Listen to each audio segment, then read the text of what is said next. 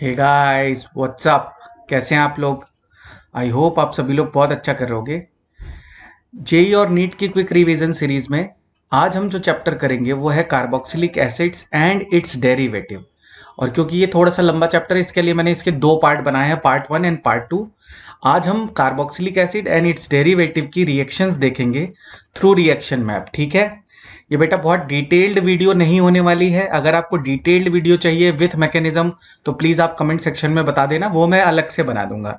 ये हम कर रहे हैं क्विक रिवीजन, तो इसमें हम थोड़ा फास्ट चलेंगे। ठीक है, और ये वैलिड है जेई मेंस 2020 के लिए भी। जो बच्चे जेई मेंस 2020 के लिए तैयारी कर रहे हैं वो भी इसको देख सकते हैं वीडियो को, और जो नीट 2020 के लिए प्रिपरेशन कर रहे हैं वो भी इस वीडियो को देख सकते हैं। आई होप मेरी बात सबको समझ में आ गई होगी। Welcome to the official YouTube channel of केमीवे। मेरा नाम है सौरभ श्रीवास्तव। अगर आप हमारी टीम के साथ जुड़ना चाहते हैं और आपके मन में कोई प्रॉब्लम है, आप वो डिस्कस करना चाहते हैं, तो मैंने टेलीग्राम का लिंक दे दिया है। आप टेलीग्राम के लिंक पे हमसे डायरेक्टली अटैच हो सकते हैं। आज का वीडियो मैं शुरू करता हूं। ठीक है, चलो शुरू करते हैं। सबसे पहले देखो, मैं थोड़ा सा तुम्हें ओवरव्यू दे देता हूं कि कार्बोक्सिलिक एसिड और इट्स डेरिवेटिव एक्चुअली में कौन कौन से डेरिवेटिव हैं और उनकी कौन सी रिएक्शंस होती है। तो सबसे पहले देखो, RCOOH ये है तुम्हारा कार्बोक्सिलिक एसिड। तो ये तो मेरे ख्याल से सबको पता होगा। यहां से OH हटा के Cl लगा दो तो ये बन जाएगा RCOCl। इसको हम लोग बोलते हैं एसाइल हैलाइड। अब क्योंकि यहाँ पे Cl है तो क्लोराइड भी बोल सकते हो, तो Cl ना लिख के मैं वहां पे अगर X लिख दूं, या तो Cl होगा या तो X होगा। तो हैलाइड ना लिख के मैं इसे, एक मिनट रुकना, हैलाइड ना लिख के इसे मैं क्लोराइड लिख देता हूँ। ठीक है, तो इसको मैं क्या बोल सकता हूँ, एसाइल क्लोराइड बोल सकता हूँ, और इसी को कुछ जगह एसिड क्लोराइड भी बोलता है। ठीक है, अब यहाँ से Cl ग्रुप हटा के तुम लगा दो OC डबल बॉन्ड OR। इसको हम बोलते हैं एनहाइड्राइड। इसको हम क्या बोलते हैं, एनहाइड्राइड। ठीक है, एनहाइड्राइड। इसी तरह देख लो RC double bond OR dash. इसको हम क्या बोलते हैं, इसको हम बोलते हैं एस्टर्स। तो ये है मेरा एस्टर्स।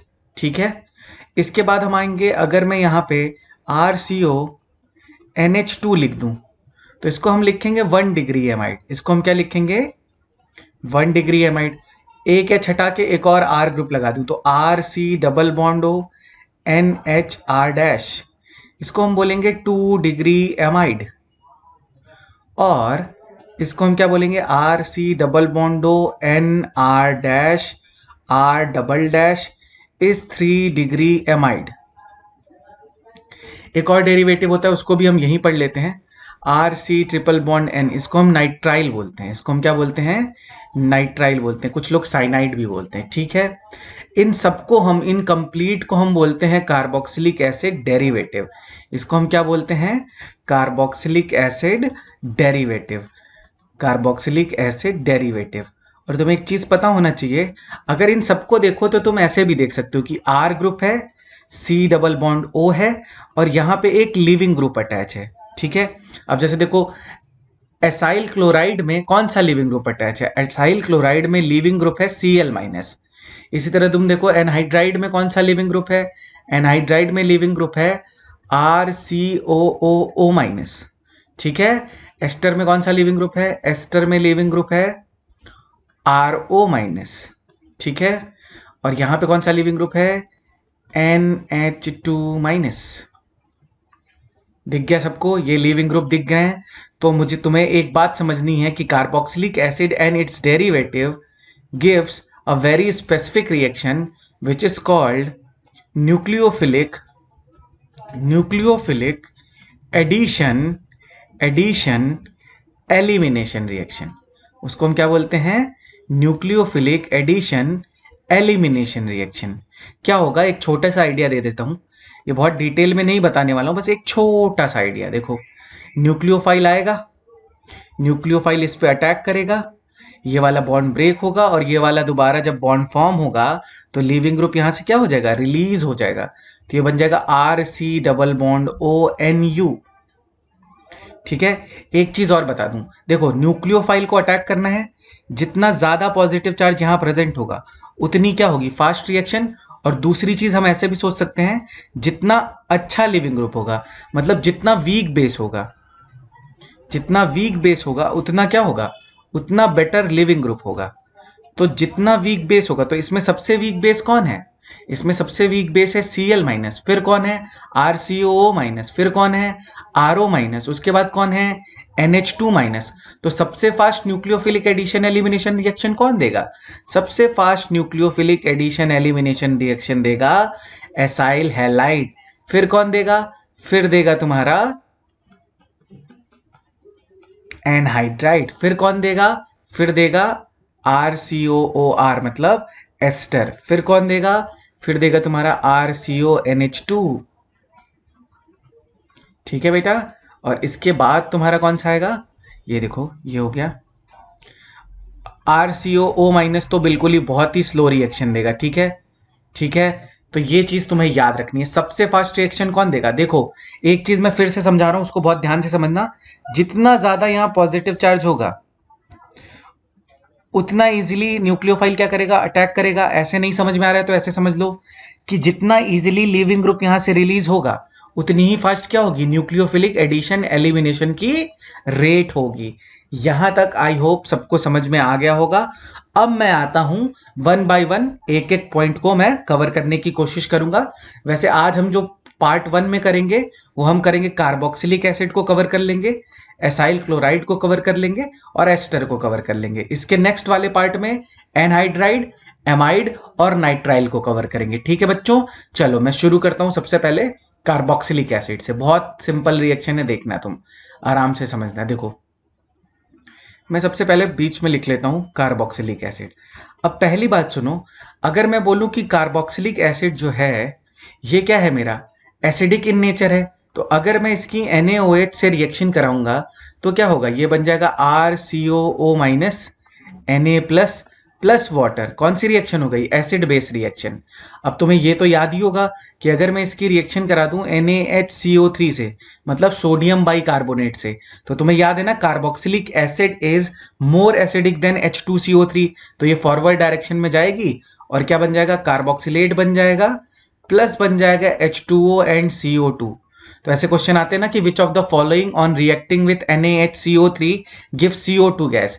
तो ये तो देगा ही, कार्बोक्सिलिक एसिड हमेशा रिएक्शन करके CO2 गैस रिलीज करता है। चलो नेक्स्ट टाइप की रिएक्शन देखते हैं।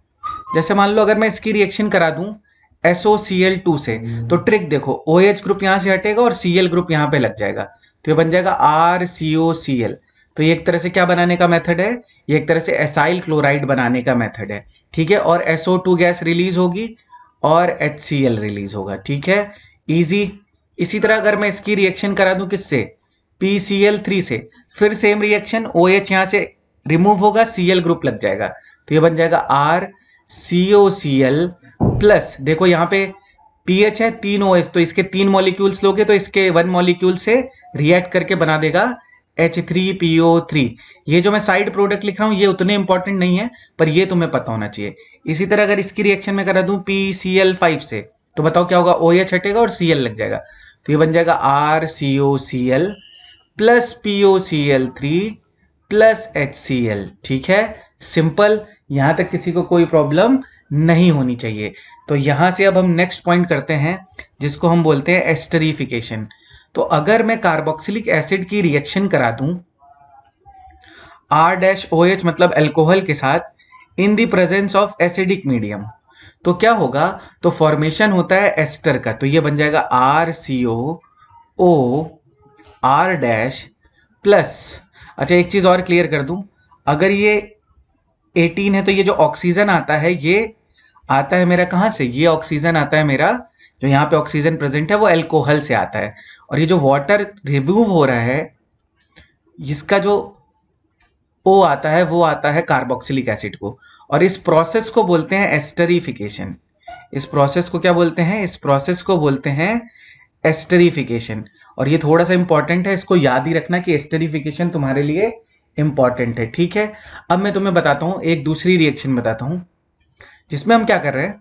अगर देखो मैं 2 मोल्स ऑफ कार्बोक्सिलिक एसिड लूं और उसको हीट कर दूं, तो मेरा क्या बन जाएगा, हीट कर दो या तुम कोई डिहाइड्रेटिंग एजेंट ले लो लाइक P2O5 और उसके साथ हीट कर दो, तो ये वाटर क्या कर देगा, रिमूव कर देगा, तो ये बन जाएगा एनहाइड्राइड।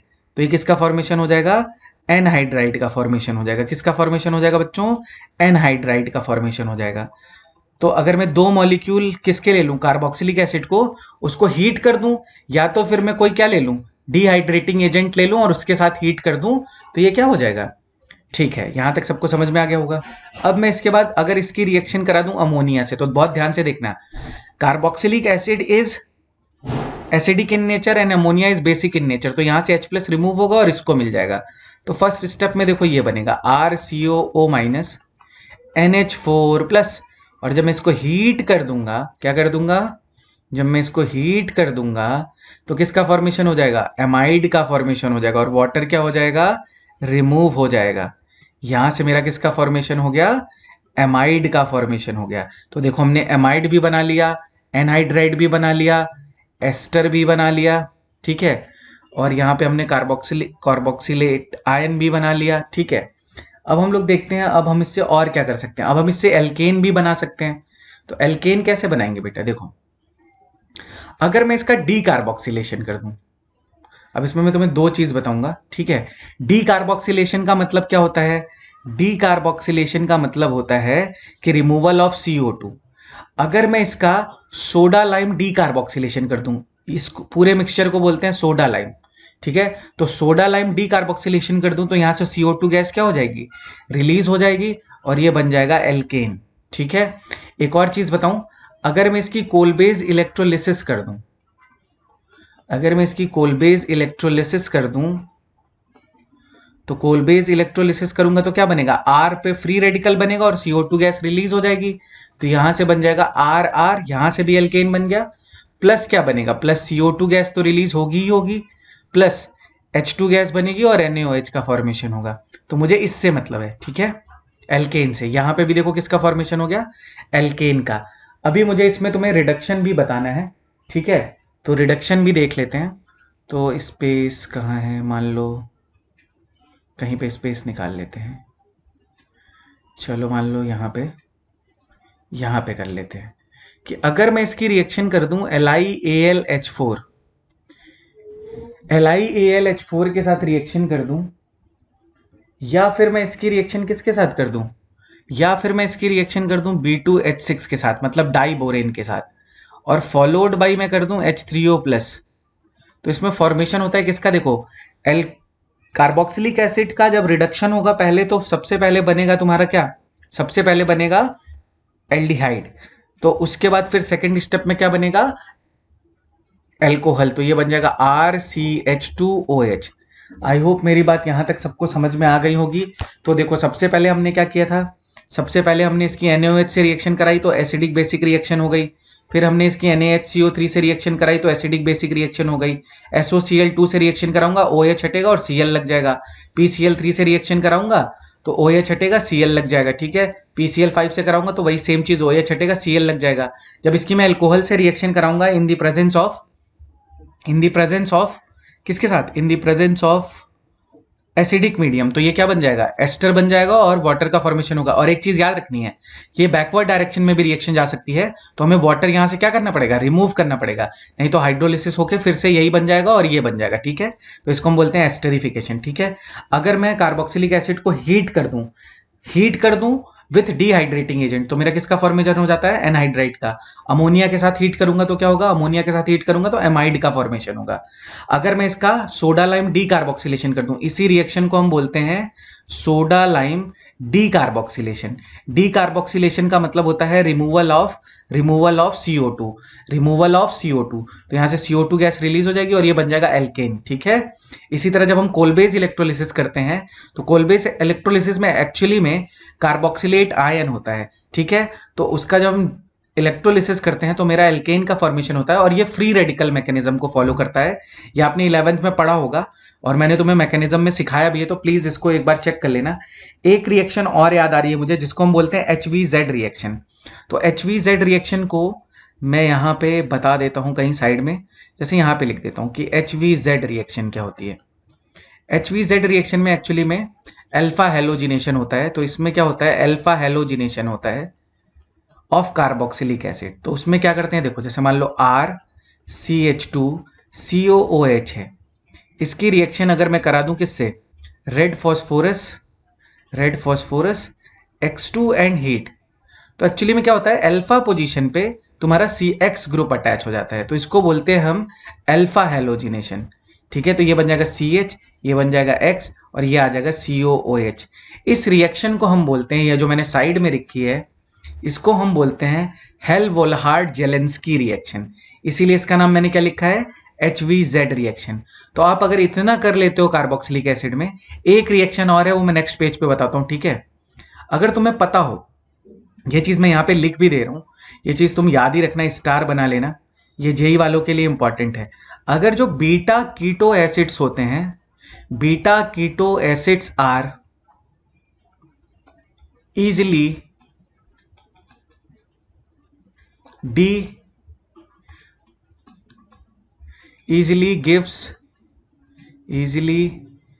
give decarboxylation reaction। तो बीटा कीटो एसिड्स क्या होते हैं वो मैं बता देता हूं। जैसे मान लो बीटा पे कीटो ग्रुप है और C डबल बॉन्ड OH है।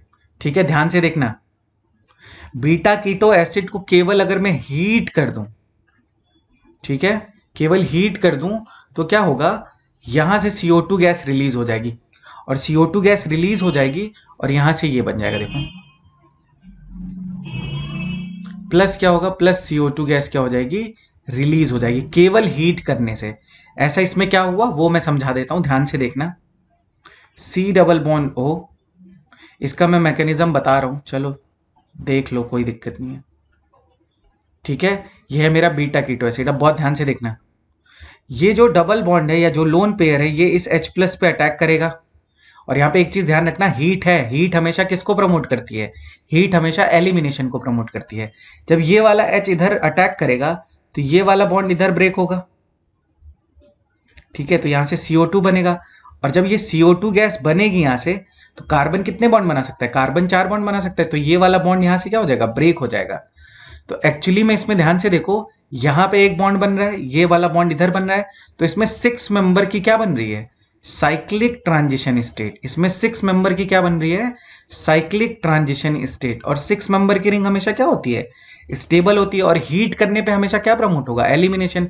तो ऑब्वियस सी बात है, यहाँ पे क्या बन जाएगा, ये बन जाएगा, देखो OH पॉजिटिव, और यहाँ पे आ जाएगा नेगेटिव चार्ज। फाइनली ये H प्लस मिल जाएगा किसको, ये H प्लस इस पे अटैक करके, देखो यही सेम चीज बन गई, प्लस CO2 गैस मेरी क्या हो गई, रिलीज हो गई। तो जो भी बीटा कीटो एसिड्स होते हैं वो इजीली कौन सी रिएक्शन देते हैं, वो इजीली रिएक्शन देते हैं तुम्हारी डीकार्बोक्सिलेशन रिएक्शन। तो ये तुम्हारे लिए एक इंपॉर्टेंट रिएक्शन थी, ये मैंने तुम्हें अलग से बता दी है।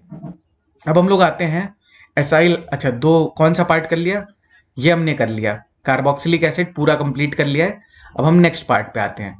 नेक्स्ट पार्ट पे हम देखेंगे तुम्हारा एसिड हैलाइड बोल लो, या हम इसको सीधे एसिड क्लोराइड ही ले लेते हैं, मतलब RC डबल बॉन्ड OCl।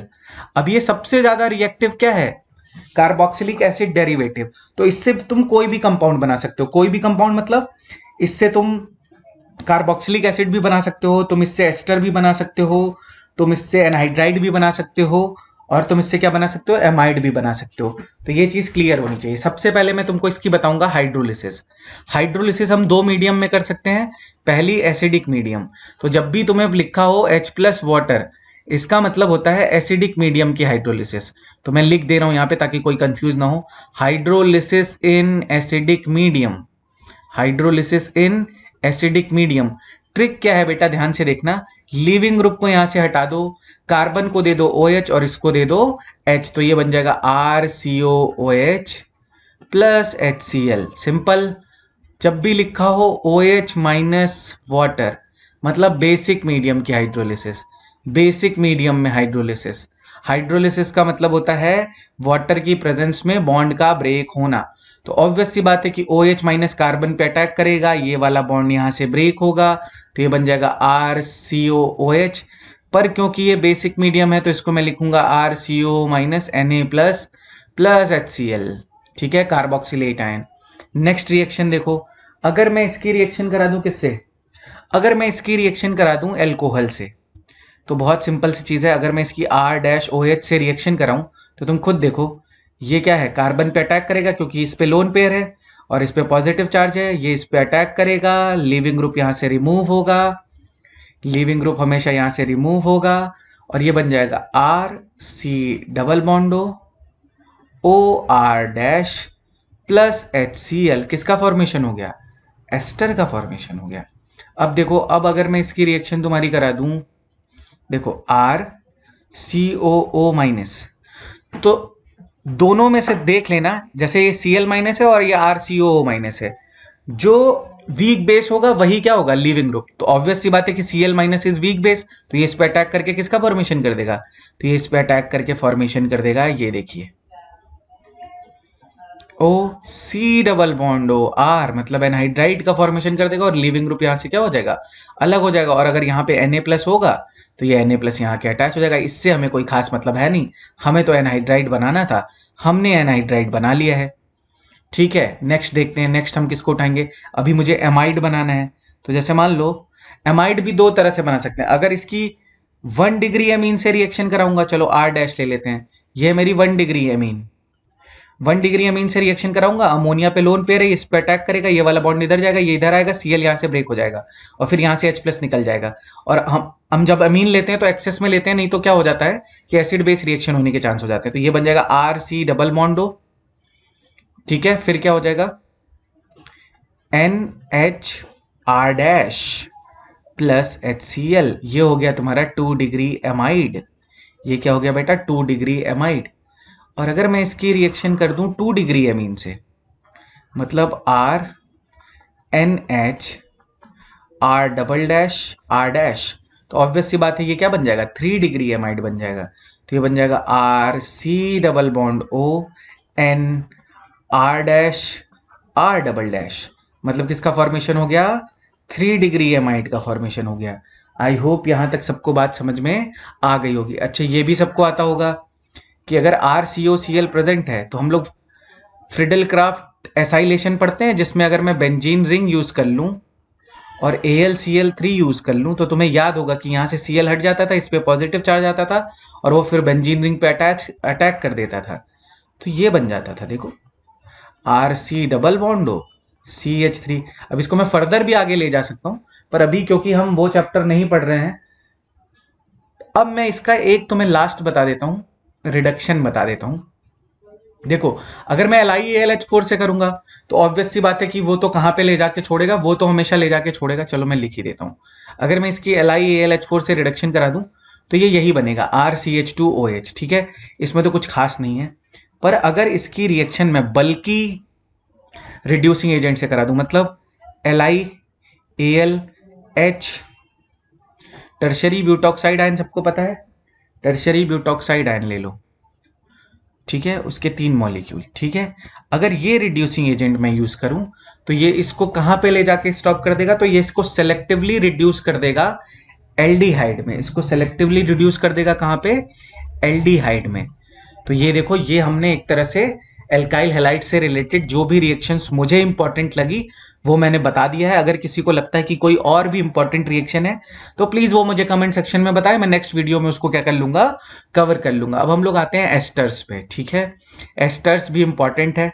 ठीक है, तो चलो हम लोग नए पेज पे आते हैं और ये हमने कर लिया, एस्टर्स पे आ जाते हैं। रुक जाओ यार, एस्टर्स पे आते हैं तो हम बीच में लिख लेते हैं एस्टर्स को।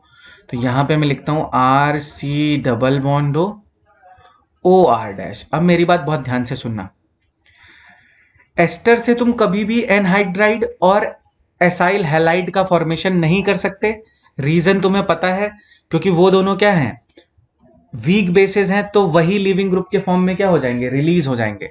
तो इसीलिए मैं वहां पे नहीं जा रहा हूं। ठीक है, चलो अब हम लोग आते हैं जो इससे रिलेटेड रिएक्शन है।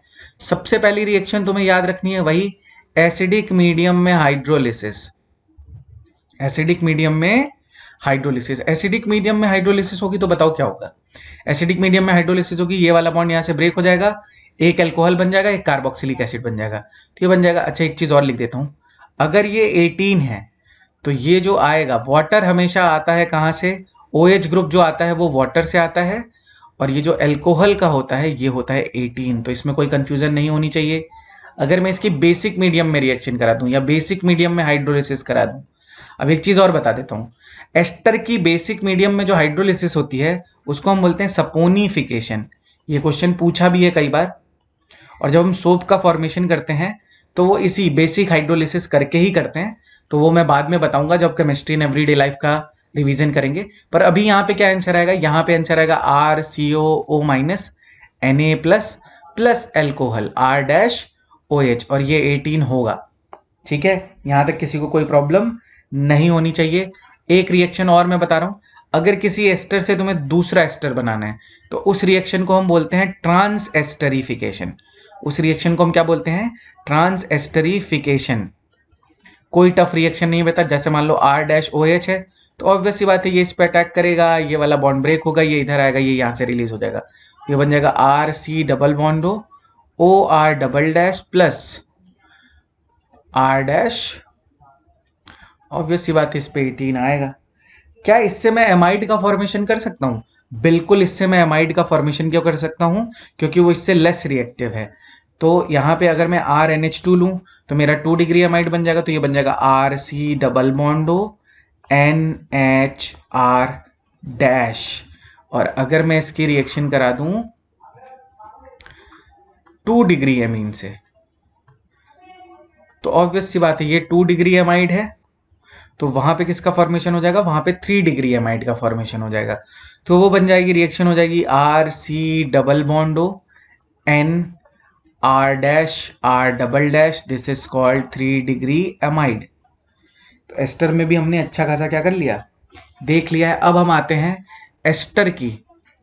अगर मैं रिएक्शन करा दूं RMgX और इसको मैं ले ले रहा हूं एक्सेस में, एक्सेस का मतलब ये होता है RMgX मतलब Grignard reagent followed by hydrolysis, followed by hydrolysis. तो तुम्हें पता है कि इस पे रिएक्शन होती है RMgX की 2 बार, तो इसको मैं R- ही कर लेता हूं। तो ऑब्वियस सी बात है 3 डिग्री एल्कोहल का फॉर्मेशन होगा, ये बन जाएगा RC R-OH, 3 डिग्री एल्कोहल। ठीक है, यहां तक किसी को कोई प्रॉब्लम नहीं होनी चाहिए। अगर मैं इसकी रिएक्शन करा दूं LiAlH4 से, तो LiAlH4 से कराऊंगा तो क्या बन जाएगा RCH2OH प्लस R-OH। ये तो सबको ही आता होगा, पर एक हम यूज करते हैं डाइबाल H। कहीं स्पेस है अपने पास, चलो यहां लिख लेते हैं कि अगर मैं इसकी रिएक्शन करता हूं डाइबाल H से, डाइबाल H का फुल फॉर्म क्या होता है बेटा, डाइबाल H का फुल फॉर्म होता है डाई आइसोब्यूटाइल एल्यूमिनियम हाइड्राइड। फिर वही बात हुई ना कि जैसे ही रिड्यूसिंग एजेंट क्या हो गया, बल्की हो गया, जैसे ही रिड्यूसिंग एजेंट बल्की होगा तो वो इसको सेलेक्टिवली कहाँ रिड्यूस कर देगा, ये इसको सेलेक्टिवली रिड्यूस कर देगा RCOH मतलब एल्डिहाइड पे आके रोक देगा, तो एल्डिहाइड का फॉर्मेशन हो जाएगा। आई होप यहाँ तक सबको बात समझ में आ गई होगी। तो ये एस्टर से रिलेटेड कुछ इंपॉर्टेंट रिएक्शन है जो कि मैंने कवर करने की कोशिश की है। आई होप आपको ये वीडियो पसंद आया होगा। इसका सेकंड पार्ट मैं जल्दी ही लेके आऊँगा, हो सकता है आज ही मैं उसको अपलोड कर दूँ सेकंड पार्ट को भी, तब तक आप फर्स्ट पार्ट को देखो। आई होप आपको ये वीडियो अच्छे लग रहे हैं। अगर आपकी कोई और डिमांड है कि मुझे ये वाला टॉपिक पढ़ना है तो प्लीज़ मुझे कमेंट सेक्शन में बताइए। Thank you so much for all the love and appreciation. Signing off. Bye bye. Thank you so much.